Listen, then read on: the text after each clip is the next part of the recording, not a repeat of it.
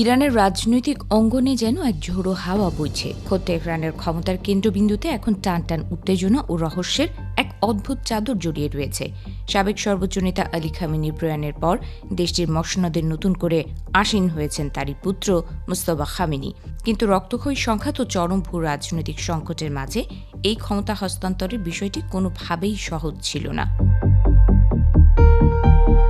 President Masoud পেজেশকিয়ানের এক সাম্প্রতিক সাক্ষাৎকারে এই কঠিন বাস্তবতার কথা অকপটে স্বীকার করেছেন। তিনি জানিয়েছেন, বর্তমান পরিস্থিতিতে নতুন সর্বোচ্চ নেতা মুজতবা খামেনির সঙ্গে যোগাযোগ রক্ষা করা অত্যন্ত দুরূহ হয়ে পড়েছে। অথচ এই চরম দুঃসময়েও মুজতবার উপস্থিতিই ইরানকে সামনের দিকে এগিয়ে নিয়ে যাওয়ার অবিরাম শক্তি জুগিয়ে চলেছে। গত 28 ফেব্রুয়ারি যুক্তরাষ্ট্র ও ইসরায়েলের যৌথ বাহিনী এক নির্মম ও অতর্কিত হামলায় তৎকালীন সর্বোচ্চ নেতা আলী খামেনিকে হত্যা করে। শত্রুপক্ষের সুনির্দিষ্ট হিসাব ছিল, এই নিষ্ঠুর আঘাতের পর ইরানের ক্ষমতার ভিত নড়বড়ে হয়ে পড়বে এবং মুহূর্তেই চূর্ণ বিচূর্ণ হয়ে যাবে গোটা রাষ্ট্র কাঠামো। কিন্তু সমস্ত হিসাব নিকাশ পাল্টে দিয়ে ইরান কেবল টিকেই থাকেনি, বরং নতুন নেতৃত্বের ছায়ায় নিজেদের পুনর্গঠন শুরু করেছে। বর্তমানে চতুর্মুখী সংকটে জর্জরিত পারস্য উপসাগরের এই প্রভাবশালী রাষ্ট্রটি ব্যাংকিং খাতের ওপর চেপে বসেছে নজিরবিহীন কড়াকড়ি।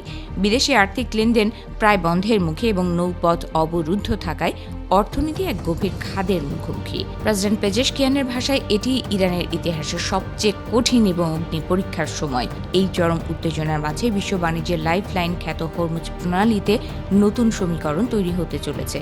ওমানের মধ্যস্থতায় ইরান ও আন্তর্জাতিক মহলের আলোচনা এখন প্রায় চূড়ান্ত পর্যায়ে। কৌশলগত এই জলপথে বাণিজ্যিক জাহাজ চলাচলের জন্য পুরনো রুট বদলে ইরানের নিজস্ব জলসীমার মধ্য দিয়ে একটি নতুন একক রুট চালুর পরিকল্পনা করছে, যা আগামী 2 থেকে 4 মাসের মধ্যে কার্যকর হতে পারে। তবে হরমুজ প্রণালী নিয়ন্ত্রণ পুরোপুরি ছাড়তে নারাজ তেহরান। দেশটির নীতি নির্ধারকরা পরিষ্কার জানিয়ে দিয়েছেন, এই পথ উন্মুক্ত করার বিষয়টি সম্পূর্ণ নির্ভর করছে যুক্তরাষ্ট্র তাদের দেওয়া প্রতিশ্রুতি কতটা সততার সঙ্গে রক্ষা করে তার উপর।